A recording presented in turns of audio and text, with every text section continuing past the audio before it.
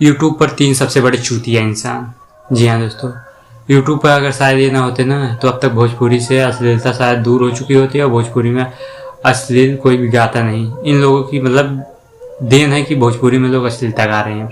आप लोगों को नहीं भरोसा हो रहा है मेरी बातों पे, तो चलिए नाम ले लेते हैं। पहले पे आते हैं झंड जी हमारे, सेकंड पे आते हैं कुकुर सिंह मुकुर, तो मतलब तीसरे पे आते हैं मगहिए जवान आ जाते हैं। ये लोग अश्लीलता को दूर करने नहीं बल्कि अश्लीलता को बढ़ाने आए हैं।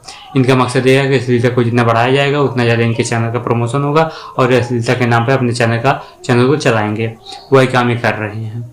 ये मतलब किसी भी गाने को अगर थोड़ी बहुत अश्लीलता उसमें शब्द आ जाए, जिससे खेसारी लाल का एक गाना आया था, उसमें जो एक्ट्रेस थी उसने केवल बैगन को अपने शरीर से टच किया था, उसी विवाद को लेकर ये लोग इतना मतलब इतना आगे इतना बात कहे थे।